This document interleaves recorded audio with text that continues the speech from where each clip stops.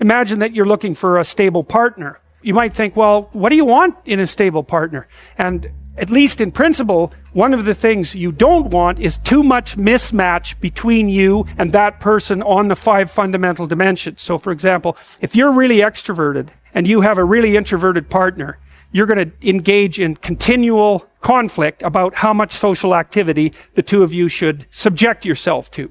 And it's very, very difficult for people who widely differ on those dimensions to come to consensus, because it's not just a matter of opinion, right? It's really a matter of different, if you're looking at extremes, of really different types of people. And the thing about introverts is they just don't enjoy large-scale social interaction that much. One-on-one, they're often fine, but in a group, they don't like that, and it tires them out. Whereas a real extrovert, it's like you isolate them and they just wither on the vine, because a huge part of what actually motivates them in a positive way is tangled up with social interaction. And so if you're an agreeable person and you have a particularly disagreeable partner, you're also going to run into problems, because the agreeable person will say whatever you want whenever, and the disagreeable person will say, well, I'd like to know what the hell you want for a change, and be much more harsh and much more demanding in the situation. And the agreeable person is going to find the disagreeable person harsh and unpleasant, and the disagreeable person is going to find the agreeable person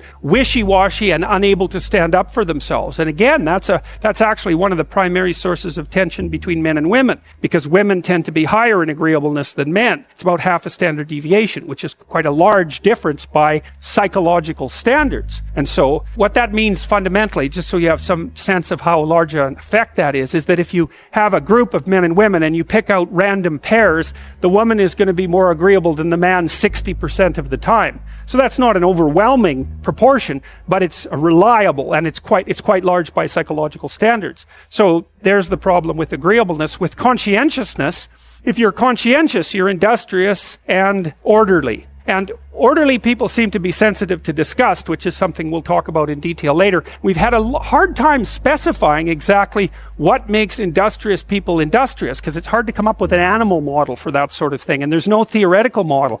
But our latest idea is that, it's not my idea, it's actually the idea of my graduate student, Christine Brophy, is that industrious people find it unpleasant and unsettling to not be doing something. So it isn't so much that industriousness makes them happy or fills them with positive emotion. That would be more extroversion, right? Because extroversion is the positive emotion dimension. It's that industrious people can't stand sitting around doing nothing. And, this is speculation, but human beings are obviously always engaged in the exchange of labor, especially the reciprocal exchange of labor. And you can imagine that in a community where everyone knows everyone, the people who work hard are going to be pretty irritated on a fairly chronic basis with the people who are completely unproductive.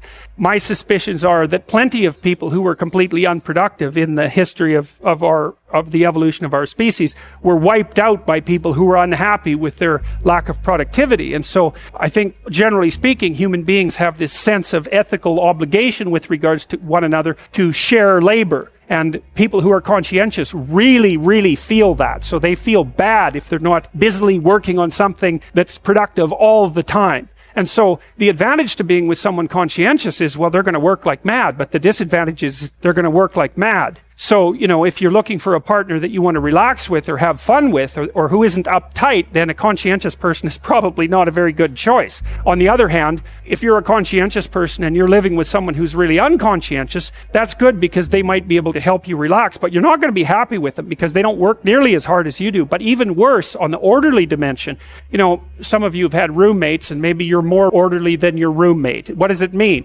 It means you're annoyed by mess before they are.